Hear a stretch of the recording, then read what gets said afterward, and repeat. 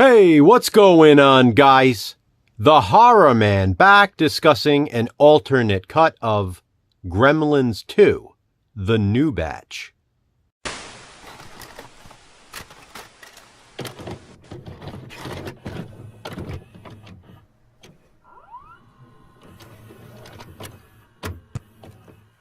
Alternate Cuts is the series in which Jason from Horrific Nightmares and I watch and discuss alternate versions of various films. These are not traditional review videos, so you won't be getting a synopsis. And as for our thoughts on the movie as a whole, we only focus on the changes between the different versions. We simply describe the differences in the alternate cut and share whether or not we prefer it. Earlier this month, Jason and I discussed Gremlins during our controversial view series, so it was fitting to close out the month discussing Gremlins 2. Released in 1990, Gremlins 2, The New Batch, takes the characters to the big city. Everything is on a larger scale, which is exactly what a sequel should do. It's a fantastic follow-up to the original, but again, this is not a review.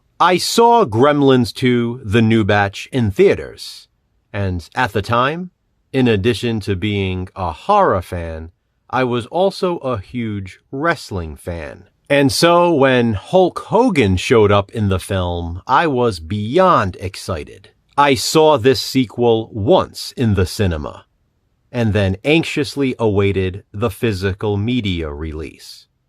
VHS back then. In fact, this tape right here in the middle is my original copy of the movie. When the VHS was finally released, I remember going to the video store after school with my mom to buy the tape. We picked it up, this exact tape right here, and went to my cousin's house. We were eating dinner there that night, and I couldn't wait to watch the movie again. So after dinner, my cousins and I unwrapped the VHS, popped it in the VCR, and finally, I was watching Gremlins 2, The New Batch, for a second time. I remember even telling my cousins Hulk Hogan is in this movie, and they hadn't seen it, so they were excited too. Well, guys, you can probably imagine my disappointment if you know what's coming. For the home video release, specifically VHS, the scene with Hulk Hogan was omitted. In its place was a brand new sequence I hadn't seen, featuring John Wayne. You see, in the theatrical cut, Hulk Hogan appears as Hulk Hogan, sitting in the theater watching Gremlins 2. It's a movie within a movie. Very meta. He scares the Gremlins into putting the film reels back on when they interrupt the film for a nudie flick. In the VHS version, this really wouldn't make sense for home video. We wouldn't be watching the movie on a projector like we do at the theater, so instead, it appears as if the Gremlins have messed with our VCR. Mr. Futterman was right. They do put Gremlins in our machinery. Tracking issues appear as the Gremlins make hand puppets. There's a brief clip of action news as if they changed the channel on the TV. There is also a quick Looney Tunes clip inserted. And then the Gremlins themselves appear in a John Wayne movie. The Duke warns them to get back into their own movie. And then there's a shootout. Admittedly, as a kid, I really didn't care to see John Wayne, and probably didn't even know who he was at that point. I wanted to see Hulk Hogan. Where was Hulk Hogan? And back then, you couldn't just go on the internet to find out what happened. I started wondering, did I dream it? Was Hulk Hogan ever in Gremlins 2? Obviously, we now know the John Wayne sequence was made specifically for the home video release. And it's understandable it makes much more sense. However, the DVD releases and the Blu-ray feature the Hulk Hogan version, the theatrical cut of the film. The John Wayne sequence is included as a special feature, however. On the DVD, it's an Easter egg. On the Blu-ray, it's more easily accessible. The only way to watch the full home video version, though, is on the VHS. It's fitting that our final alternate cuts video of the year is a prime example of why physical media matters. Think about it. Back then, an entire sequence was created just for the home video release.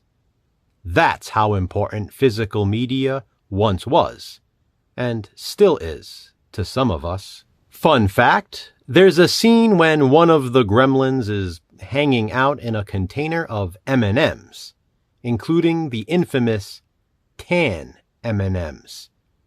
That was back before we had blue. The blue M&Ms later replaced the tan M&Ms, so it's a cool blast from the past seeing them in this movie.